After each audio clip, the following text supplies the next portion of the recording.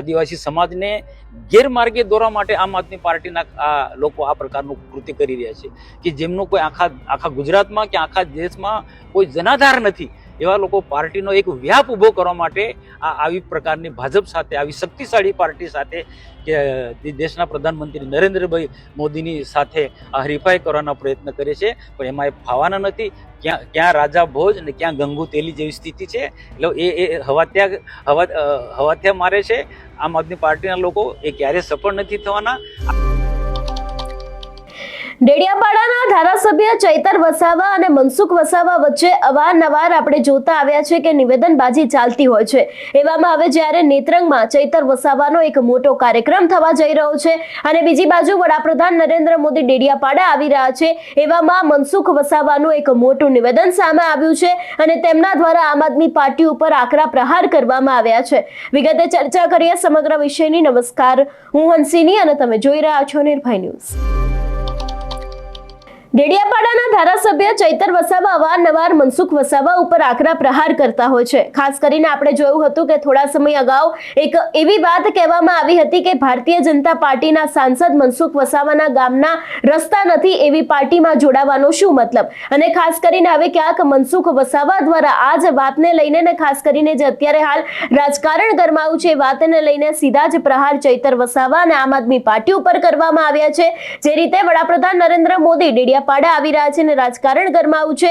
સૌથી પહેલા તો મનસુખ વસાવાને સાંભળીએ કે તેમણે આમ આદમી પાર્ટીને લઈને શું કહ્યું. 2047 સુધીમાં ભારત વિકસિત ભારત બનવાનો છે, તો તેવા સમયે આદિવાસી સમાજ પણ એક ક્ષેત્રની અંદર પ્રગતિ કરી એ ઉદ્દેશ્ય સાથે અહીંયા દેશના પ્રધાનમંત્રી આવી રહ્યા છે. જ્યારે આ સામે આમ આદમી પાર્ટીના લોકો એમને સમજણ નથી.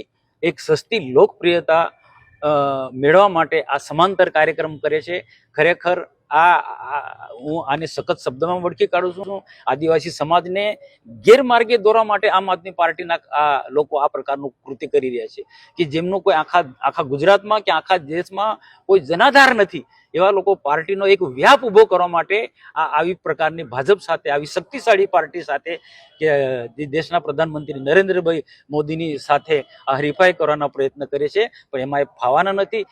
ક્યાં રાજા ભોજ અને ક્યાં ગંગુ તેલી જેવી સ્થિતિ છે. એટલે એ હવાત્યા મારે છે આમ આદમી પાર્ટીના લોકો. એ ક્યારે સફળ નથી થવાના. આ ખરેખર આદિવાસી ના ઉત્થાનના માટેનો આખો કાર્યક્રમ છે. મેં કીધું ને કે દેવમોગરા જેમ ગુજરાત, મધ્યપ્રદેશ, મહારાષ્ટ્ર, રાજસ્થાન જે આસ્થાનું કેન્દ્ર છે, એમાંથી એક સારામાં સારો શક્તિની ઉપાસના સાથે આદિવાસી બધા જોડાય.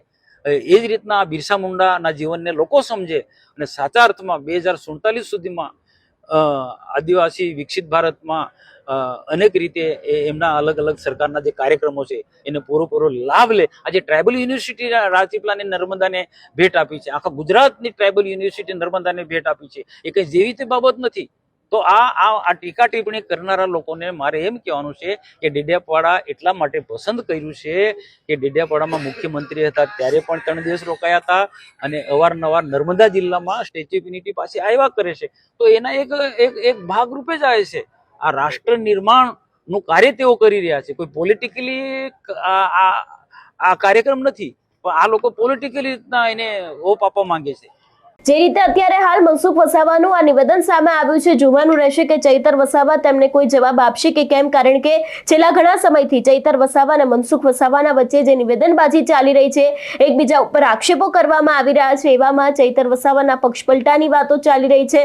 મનસુખ વસાવાનું પણ આવું નિવેદન સામે આવ્યું છે. જોવાનું રહેશે કે હવે આવતીકાલે આ સમગ્ર રાજકારણની અંદર કયો નવો વળાંક આવે છે. તમારું શું માનવું છે આ વિષયને લઈને અમને કમેન્ટ કરીને ચોક્કસ જણાવજો. તેની સાથે અમારી ચેનલ નિર્ભય ન્યૂઝને લાઇક, શેર અને સબસ્ક્રાઇબ કરવાનું ભૂલશો નહીં. નમસ્કાર.